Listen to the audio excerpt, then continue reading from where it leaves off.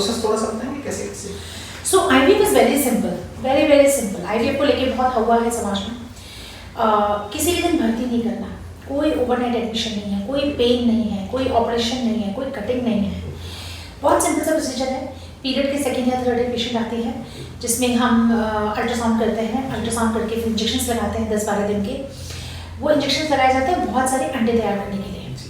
और जब अंडे तैयार हो गए, हमने 3-4 बार अल्ट्रासाउंड करके देखा कि हाँ भाई बहुत सारे एग्स बन गए हैं, अल्ट्रासाउंड के थ्रू ही उन एग्स को निकाल दिया जाता है और उसमें थोड़ा सा एनेस्थीसिया दिया जाता है 15 मिनट का, ताकि पेशेंट को कोई पेन ना हो। उन एग्स को बाहर ले लिया लैब में, हस्बैंड के स्पर्म लिए। हस्बैंड के स्पर्म अगर नॉर्मल है तो एग्स के साथ मिला के रख दिए, जिसे हम IVF कहते हैं।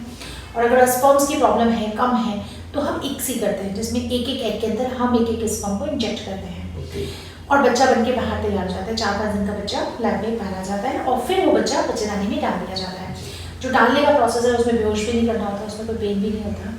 एंड 2 घंटे के लिए पेशेंट हॉस्पिटल में रहता है एंड देन 12 दिन में रिजल्ट आता है कि बच्चा लग गया या नहीं।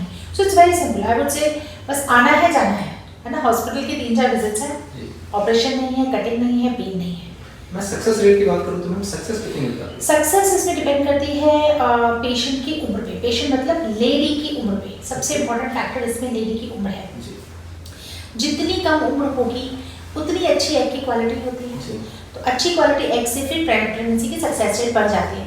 तो अगर कोई बहुत यंग पेशेंट है तो उसकी सक्सेस 60-70% भी पहुंच सकती है। अगर कोई मिडिल एज पेशेंट है, 30-35 साल की लेडी है, 35 साल के आसपास, तो 40-50% करीब होती है। और अगर कोई 40 से 41 साल की लेडी की बात करेगा तो शायद 10-15% होती है। तो यहाँ एक और चीज़ मैं कहना चाहूँगी कि लेडी को अपनी उम्र नहीं निकालनी चाहिए। बहुत बार हमारे पास पेशेंट्स आते हैं जहाँ 10 साल पहले किसी डॉक्टर ने बता दिया था कि भाई इनको IVF ही कराना पड़ेगा। सपोज किसी की दोनों नलियाँ बंद हैं, तो पता है कि सिवाय IVF के कोई उपाय नहीं है। बट IVF को लेके इतना हुआ क्रिएटेड है कि उनको 10 साल लग गए ये डिसीजन लेने में कि IVF करना है। लेकिन उन 10 सालों में जो नुकसान हो गया वो ये कि उन्होंने अपनी उम्र निकाल दी, अंडों की तो क्वालिटी ही खराब हो गई। तो इसलिए समय रहते डिसीजंस लेने चाहिए। मैं इसी में बात करना चाहूँगा कि जो IVF को नाम लेके, मतलब IVF का नाम सुनते ही लोग इतना डर जाते हैं या एक हवा सा बना रखा है। और इनफैक्ट जिनको सक्सेस मिल भी जाती है उसके बाद भी वो लोग छुपाते हैं कि थोड़ा IVF से हमारे बच्चे नहीं हुए, ऐसा बोलते हैं। तो इसके बारे में हमें थोड़ा सा बताइए कि ऐसा क्यों है? अब धीरे धीरे थोड़ा सा चेंज हो रहा है। यस, अभी भी बहुत सारे पेशेंट्स हैं जो ये कहेंगे पेपर पे IVF मत लिखिए, हम अपने घर वालों को नहीं बताया है, या अस्पताल में पता तो नहीं चलेगा कि IVF है। हालांकि बहुत सारे पेशेंट्स ऐसे भी हैं जहां अब वो उस बात को उतना नहीं मानते। IVF सॉर्ट ऑफ नॉर्मल हो चुका है और धीरे धीरे अवेयरनेस आ रही है ना।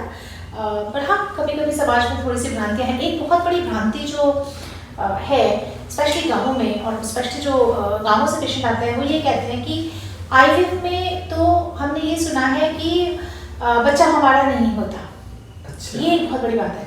मतलब मुझे 5-6 पेशेंट्स ये बात बोल चुके हैं कि जी बच्चा हमारा तो होगा ना, बच्चा हमारा नहीं होता। इस चक्कर में वो नहीं आ पा रहे, राइट। उनको ये लगता है कि स्पर्म बदल जाएंगे, एग बदल जाएंगे। तो वो भी एक मिथ्स फैले में है समाज में, जिसकी वजह से उनको थोड़ा झिझक होती है।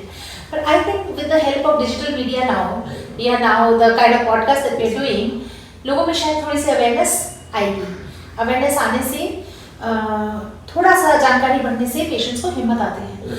एंड इसमें सेलिब्रिटीज को भी हमें बहुत थैंक यू बोलना चाहिए कि बहुत सारे सेलिब्रिटीज ओपनली सपोर्ट करते हैं, ओपनली आके बताती हैं। जैसे फराह खान है ना, वो सब बोलते हैं कि मेरे IVF से बच्चे हैं, राइट। या अंबानी में जो ईशा अंबानी है ना, ट्विन बच्चे हैं IVF। तो ये उनकी बहुत बड़ी बात है कि वो बता रहे हैं कि भाई ऐसा कोई हुआ नहीं है ना, आप आइए। और अगर साइंस ने हमें, मैं हमेशा अपने पेशेंट्स को बोलूँगी कि हम आज के ज़माने में जी रहे हैं, राइट। हम लाइट इस्तेमाल कर रहे हैं। जैसे बहुत सारे पेशेंट्स कहते हैं कि नहीं मैडम हमें तो नेचुरली प्रेगनेंसी करनी है। तो ऐसे तुम बाकी नेचुरल क्या इस्तेमाल कर रहे हो? हम सूरज की रोशनी में नहीं बैठे हैं। आप कैसे आए हो? गाड़ी से आए हो कि घोड़ा गाड़ी से आए हो? या आप मैसेज भेजना होता है तो आप कबूतर का इस्तेमाल नहीं करते हो, आजकल नेचुरल तरीके से नहीं इस्तेमाल करते हो, आप मोबाइल का इस्तेमाल करते हो। तो अगर साइंस ने, विज्ञान ने हमें एक ऐसी टेक्नोलॉजी दे दी है जिससे हम आपका बच्चा पैदा करा सकते हैं, तो उसका हमें फायदा उठाना चाहिए। जो कोई अगर मेडिकल टेक्नोलॉजी का फायदा नहीं उठा रहा तो वो अपना नुकसान कर रहा है।